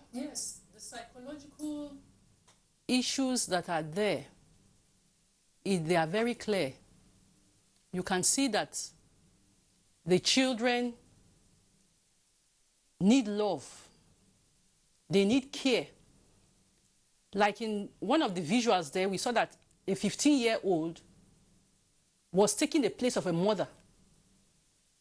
She is a child that also needs the love and the care and the behaviors that were narrated, such as the children fighting, and these are all behavioral manifestations of the lack or of the absence of the love and care that a parent, not just a mother, but both parents, because in bringing up a child, it takes up the effort of both the father and the mother. And where one parent is not around, the other tries to make up for the other. And you can see that for these children, no parent at all. And these older ones who are trying to bring up, trying to provide, that is stand in for these children, these younger ones, they too, they are also missing out because they also need the love and the care. And some of the issues there, you will discover that the children will go into what?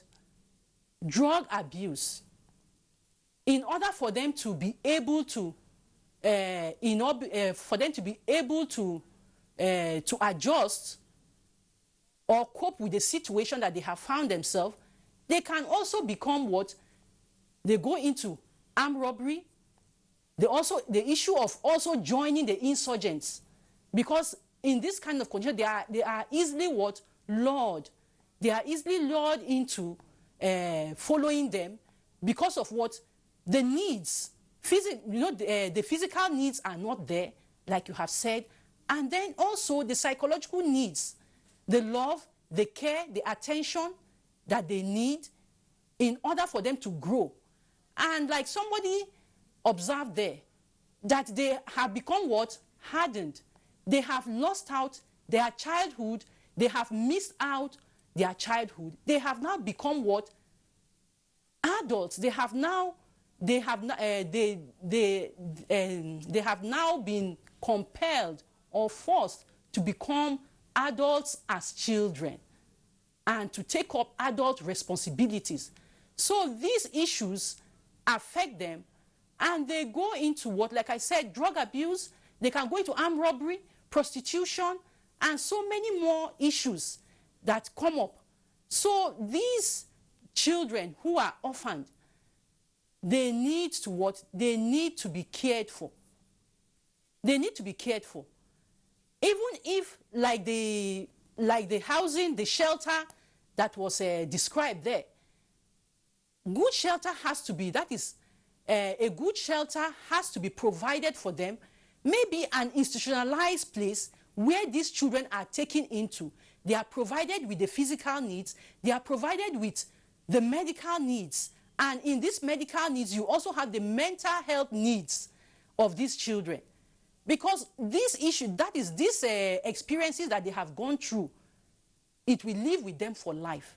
And it is either going to make them or it's going to mar them. It is going to determine the way that they are going to grow up as and what they are going to be in future. That is how. All right, thank you very much, Dr. Chair. We'll get back to you. But let's take our next question for Mr. Kabir Adamu. We just saw different experiences with trauma facing this group of children.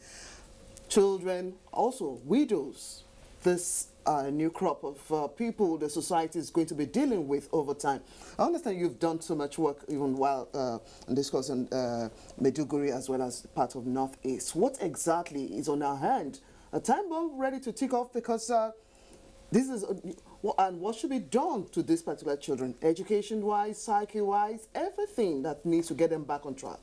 Yeah, in the course of the discussion, these issues have been brought out. They are a group that are vulnerable. They can easily be recruited. Psychological, economic, cultural, and social factors can be exploited. If you notice, most of the delivery of the IEDs, improvised explosive devices, are done by either young children or girls, or in some instances women. And based on the investigation we've done, we know that they're exploiting cultural, they're exploiting psychological, they're exploiting social factors. So let me give you an example. A woman lost her husband, or her kids. She probably is thinking that it's Boko Haram that killed those kids. And then a recruiter is sent to her, and then the story is thrown to her that no, it was the Nigerian soldiers, the military, that killed your husband. Unfortunately, in the past, there were instances like that. Now, at that point in time, she's left vulnerable. It's easy to sway her to now start believing that, yes, it's actually the government that killed my kids. And then, a weapon is strapped on her, and she's told to deliver that weapon to the person who killed her family. So that group is a vulnerable group that unfortunately is being exploited by the bad guys, quote unquote. So I think, like the discussion went, a lot of action needs to be done in that regard to change their psyche, to give them a reason to live. Right now, a lot of them honestly have given up on life. The basic needs of life, food, clothing, and shelter, is not accessible to them at the moment, right now. The first time I went to an IDP camp a couple of years ago, believe me, tears was coming out of my eyes. The first thing that hit me was the deprivation, water, shelter. And then something as simple as sanitation. It is a miracle that we've not had disease outbreak in the Northeast. It is a miracle. And I'm talking of camps within Maiduguri. So imagine the camps that are outside Maiduguri. Let's even start with the basics. I'm sure Claire and Ali would talk about this. What is the number of even the IDPs that we're dealing with at this point? The different camps. I think that's a very pertinent question that Madam Kabir has just raised. I mean, we're having the national census originally proposed for 2018.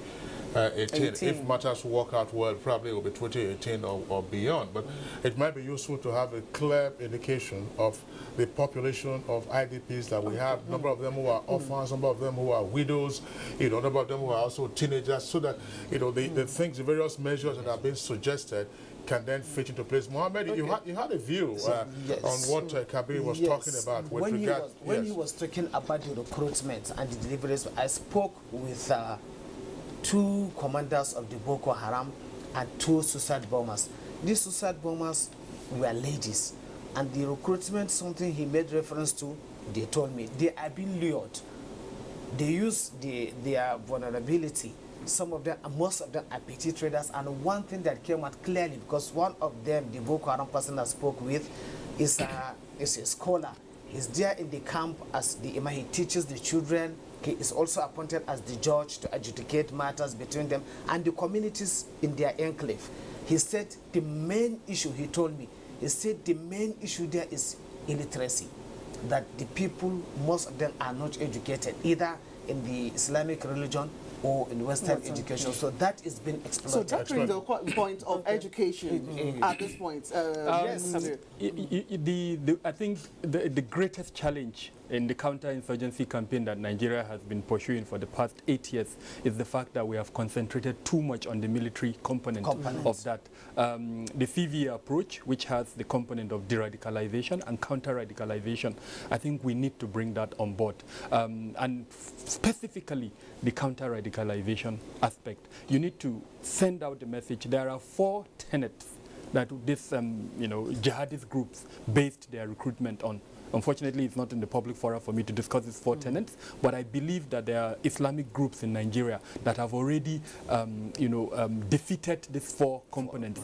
And it is a misinterpretation of the scriptures that has led to the use of these 4 tenets. So the best way to actually remove the carpet from under their feet and deny them the ability to recruit further is to now send out this message to the populace in the Northeast that, look, if anybody comes to, interpret these scriptures on the basis of these 4 tenets, this is the correct interpretation of these scriptures, so that by the time they now hear this lies that they are being told, they would already know that, no, this is the correct translation of those 4 tenets that I'm talking about.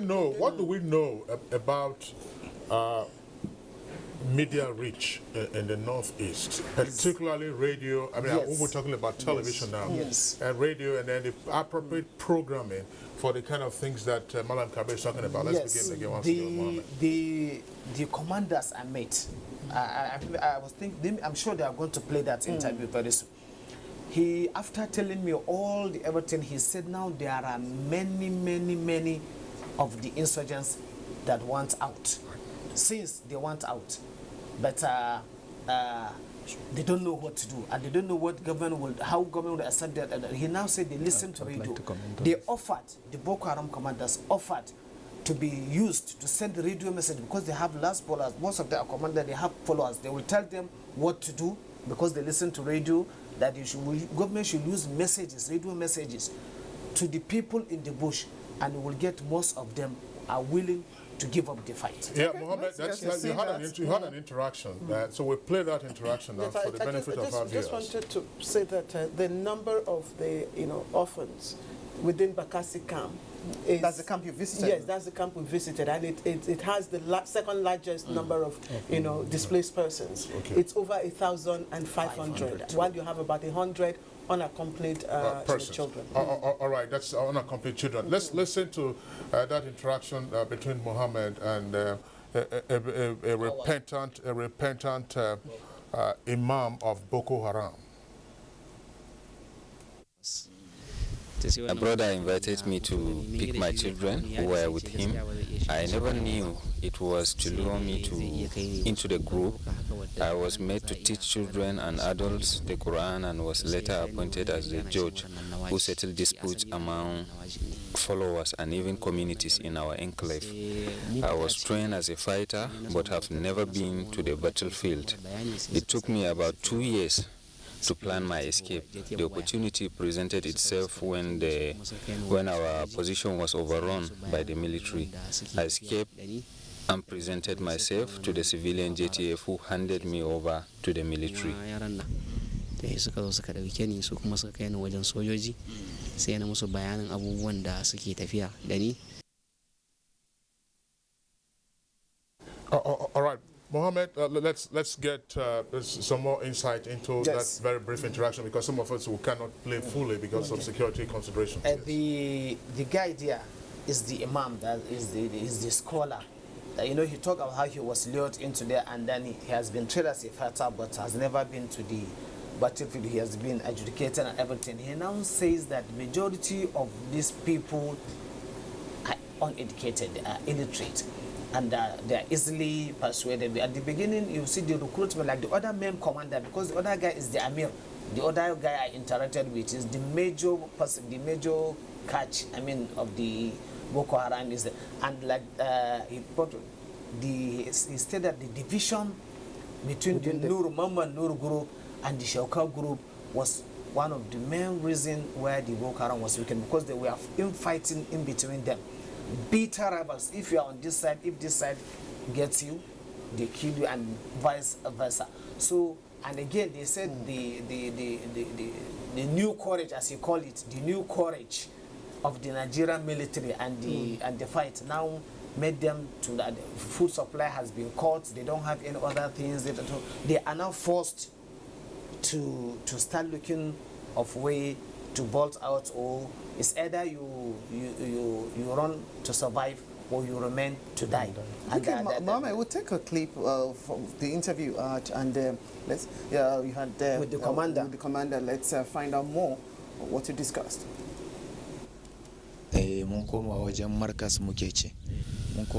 We call our base Markers in Sambisa. It was from there that attacks were planned and launched. 2 of our battalions attempted to take over Boza, but were routed. I decided to lead a team of 74 insurgents. We succeeded and conquered up to Mubi in Adamawa State.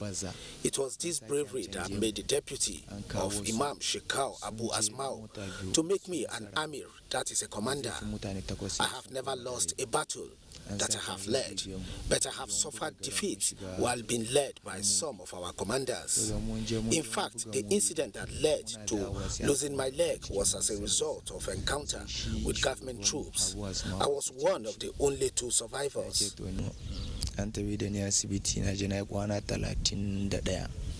I spent only 31 days in the hospital in Sambisa. Then I was discharged and given crutches. 1 month after, I was at the battlefield. What made me to consider quitting is the brutality of Shekau, injustice, unfair treatment of people not from his ethnic group. In the 4 years that I have spent in Sambisa, I have not for once seen any of his ethnic person killed, even if they commit offenses that attract death for others. I began to feel uncomfortable and unsafe as he kills his followers daily on any slight mistake or provocation. But it is not easy to escape from Sambisa because there are many roadblocks and security networks in the vast forest. Besides, the penalty for attempting to escape is death. I was not the only one getting worried over Shekau's madness. Many of us, commanders, and even one of his deputies, Mama Nur, does not support the bombing of churches, mosques, and markets to kill innocent people. They have had several arguments about it. So Nur decided to move his supporters, which factionalized Boko Haram. That was the beginning of the downfall of the group as bitter rivalry and enmity grew between the 2 leaders. Infighting, killings, and balkanization of the forest, as well as the new strength and courage of the Nigerian army, weakened Boko Haram more. It was during an aerial attack by the Air Force, when everyone was running for cover, that I escaped. Shekau sent troops after me when he discovered that I was not around and not among those killed. I submitted myself to Cameroonian soldiers and told them to take me to Nigerian soldiers.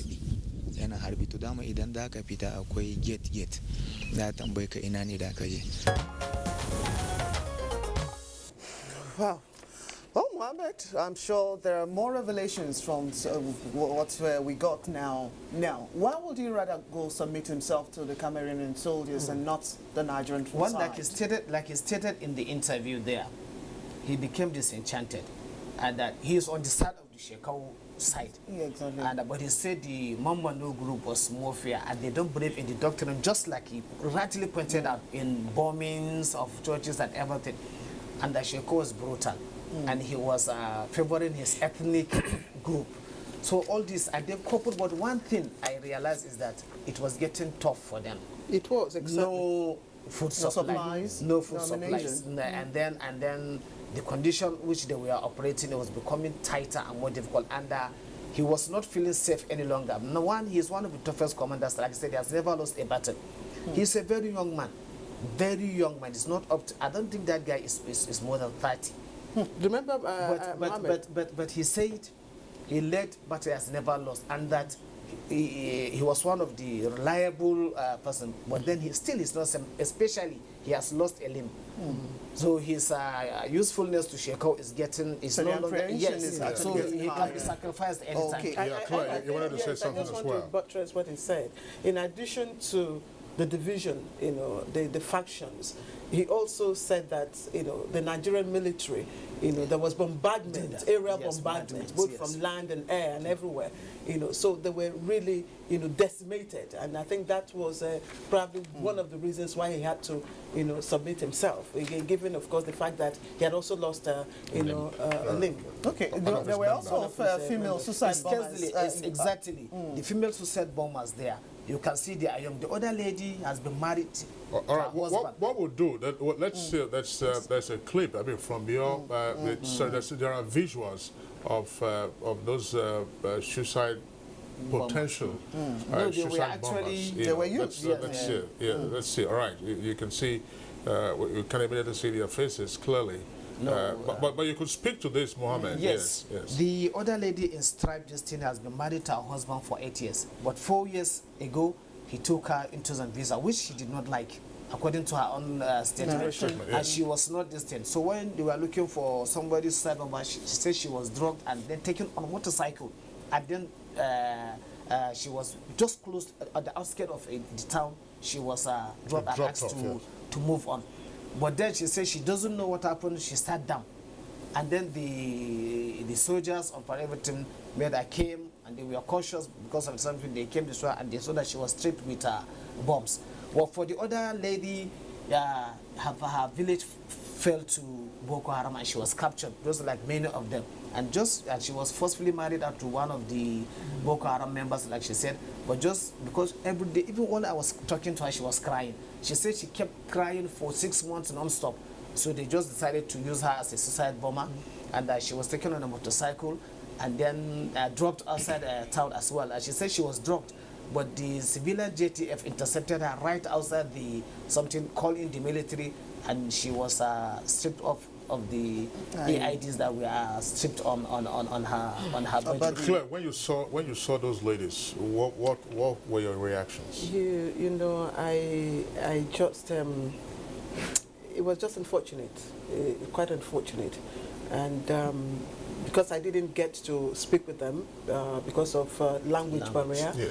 Mohammed was the one that actually interacted with them, and it shows the vulnerability. When we talk about war situations, usually we know that women and children, are the most vulnerable, and this is a clear case of, women, vulnerable women, and all that. So it's just unfortunate, Kingsley. All right. Thank you very much, Clay. Kabir Adam, we talked earlier about the need for us to expand this counter-terrorism campaign beyond the military approach. Now, Mohammed's account with this repentant elements, now most of them would like to come out, but then they wouldn't know how or what to befall them. What do you suggest here?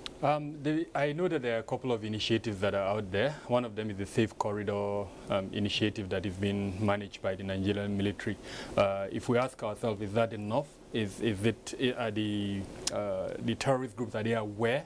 The answer is unfortunately no. So I think the simple response to your question is the Nigerian government needs to expand the awareness around this Safe Corridor campaign. They are victims, and then unfortunately there are people who willingly embrace this ideology. And I think one of the most important things that the counterinsurgency campaign needs to do is to understand the chain of command within the groups themselves. Not every member, for instance, is there willingly. Like this member here, of what use can it be to other elements still back there in Sambisa? It's saying at least he has come to his own repentance. How can it be used effectively in this? Well, debriefing him using him to gather as much intelligence as possible.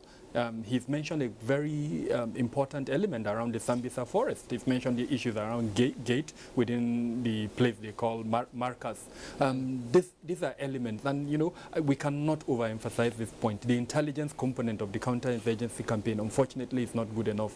Well, Kabir, let's again, we are pressed for time. I mean, Good Morning Nigeria ends usually 5 minutes to 9, so that we can accommodate other segments, you know, before the top program takes off, another program takes off at the top. From what our correspondents have indicated to us, and then from the snippets of stories that we get to read from time to time, what is your thought about how the war against insurgents has been reported by the media? Is it been adequate? Have we put out you know, the perspective? It's a war. It's an ugly business, and the terrorists are enemies of the country. I think there is room for improvement. In simple terms, I'll put it like that.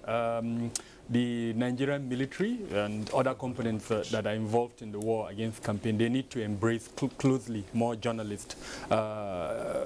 Some stations are reputable, and thank God yours, NTA, is one of them. I think they should be able to embrace some journalists and put them beyond the defensive line, actually into the offensive line, like we're seeing it internationally. Now, what will that do? There's a risk there, but we all agree that that's a risk, unfortunately, some of us have to bear. What that would help Nigerians see the other side of this war. I've spoken to certain persons who feel that this war is not real, that it's a political move aimed at, you know, ridiculing a certain, you know, either political party or company, especially under the former administration.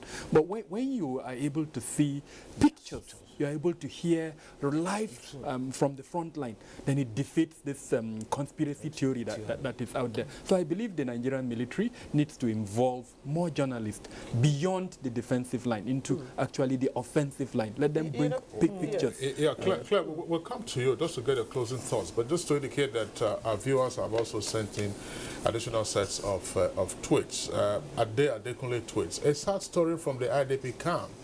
Now, is it possible to have volunteer youth to help in teaching and mentoring these young orphans? Absolutely. From Elijah Oko Oga, I believe in the Nigerian military. God continue to bless and keep them and their families. And Adekunle, again, say, good to know our soldiers are in high spirits. My hope is that the military have a good PTSD program for the returning soldiers. PTSD stands for post-traumatic stress disorder. We have this one from Blessed Jukes Eme. Said government should do more of giving them support and weapons to fight, and also pay them their money and benefits. Chris Simeon has a thumbs up for Good Morning Nigeria. Happy birthday, Good Morning Nigeria. Wishing you more years ahead. And from same Chris, I pray for speedy recovery to all our gallant soldiers who are hospitalized during the course of combating insurgency. And Suleiman Idris tweets, Operation Lafi Adole in high moral dancing and singing during NTA's visit to the camp. Credit to NTA. From Festus Akimboyewa, the fight against insurgency should be financed effectively and fully so that this ugly chapter in Nigerian history can be brought to a close. Blessed Chooks, there is a clear indication that victory is on the way, but government should do more in terms of weapons and other requirements. Claire, let's get your closing thoughts now. Just, we're pressed for time. As Madam Kabir talked about taking the need for the military to take journalists beyond the defense line, it comes with a very big risk, and sometimes it could be supreme price. But again, how many media houses are willing to take that risk? And insured to do that. It lies beyond asking the military to embed journalists. Media houses should also, take insurance policy on their, staff, because that way you will find more journalists, willing to go to the battlefield. Otherwise, the gap is what we're having in foreign media feel for us, and that's why we're having garbage in, garbage out, reportage of what is going on in the Northeast. And you need special training. Right. Yes, that's the conflict reporting, by the way. Yes, Mohammed. Yes, the other issue I want to talk about is the de-radicalization of the something. is on, because even these guys that we spoke with are at the military somewhere where they have been rehabilitated and everything. Absolutely. They are going the rehabilitation and other things, and there are more. I think that should be done, because many of them are willing to come to submit themselves, and then, like I said, we should reach out to them, find a way of getting to them. Expand the Safe Corridor program. Yes, and the rehabilitation something should be on, because I interacted with this guy freely. They look how many they are getting to normal. Even the guy was telling me that an aspect of stigmatization. Yes, all right. It's a whole spectrum, Claire. It's a whole spectrum. It's a whole spectrum. Now let's take this set of reactions from our viewers. Kenny Wole Oshineye, I couldn't but weep after watching the video clip. Whoever is playing politics with their supplies for survival is worse than Boko Haram. That's with regard to the orphans. Emmanuel Itodo says vulnerable children in the Northeast need psychosocial support apart from the physical needs. Law Alpha C, are these Nigerian children that have been made hopeless? God will never forgive anyone who diverts whatever is meant for them. Adekunle says families across the country should volunteer to adopt some of these children so that they can feel loved again. God bless our reporters. Ruben Ayok Buba tweets, I salute the courage and gallantry of our soldiers. A strategic plan must be in place by government and NGOs to deal with the welfare of IDPs. Nero Ajagbe says, thank you so much for your program this morning. Really enlightening. Really proud of you. All right. Well, that's the much that we can take on the program. We'd like to thank all our guests. We had from our Makurdi Network Center, Dr. Perpetua Chia, Head of Clinical Psychology, Federal Medical Center, Makurdi. Thanks a lot for your contributions to our discussion this morning. And then with us here in our studios, we also had Malam Kabir Adamu, a security management expert. Of course, he's been a guest previously on Good Morning Nigeria. Malam Kabir, thanks a lot for your insights. Thank you for having me. And then to our very own producer, his manager, of course, News and Current Affairs, NTA, one of the producers of Good Morning Nigeria, Muhammad Ali. Not the boxer, once again, Muhammad Ali. So we'd like to thank you for being our guest on the program this morning. And our own Claire Delabu Abdul Razak, who was on the front line. Of course, she also co-anchored May 29th program from Maiduguri Network Studios, normally one of the co-anchors of Good Morning Nigeria. Good Morning Nigeria is 3 years today, and then we had a special guest. Congratulations. We've had the congratulations from all around. So that does it for the program on Good Morning Nigeria for today. But just to indicate to you that aspects of what you have seen played back today by way of a reportage from the front lines will come up in subsequent programs for most of next week on the Nigerian Television Authority. But we'll now end this particular one of the interview with the Staff Sergeant. That's right.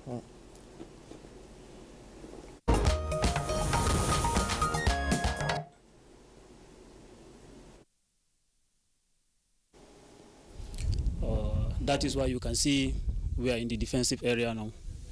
Things are going normal. And you can see the defense protect the citizen of the metropolitan, so that they will sleep well while we are awake for them. In the past, the question has been whether Nigerian troops, fighting, capable of doing the job and all that. What's the situation? What's the situation right now, 2 years after the new government has taken in? Has there been any improvement? Yeah, seriously, there is. If it is before, as you are standing here, you hear some music going on. But for now, because of the hard working of the higher authority and the gallant soldiers on the ground, yes, everything is moving fine, and you can see you are here. Even I'm trying to take a safety so that you will not even hear one sound of music from the weapon.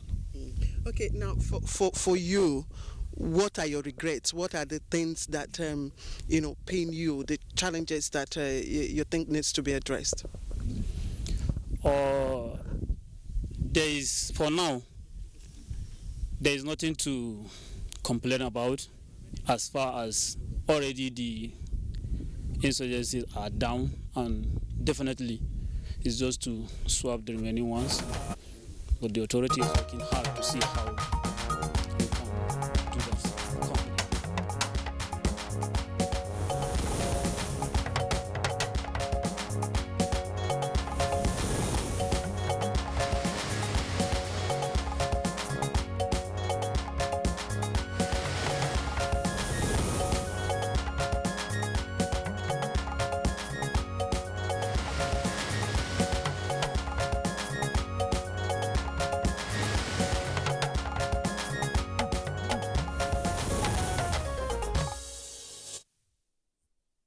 Africa's Young Entrepreneurs Empowerment Nigeria.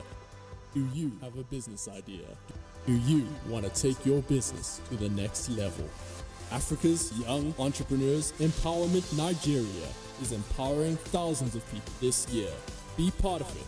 Register at www.ayeen2017.com or call 070-00444444.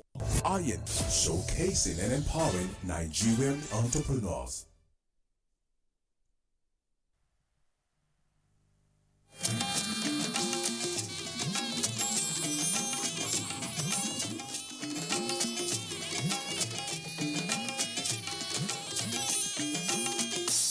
This is the network service of the NTA.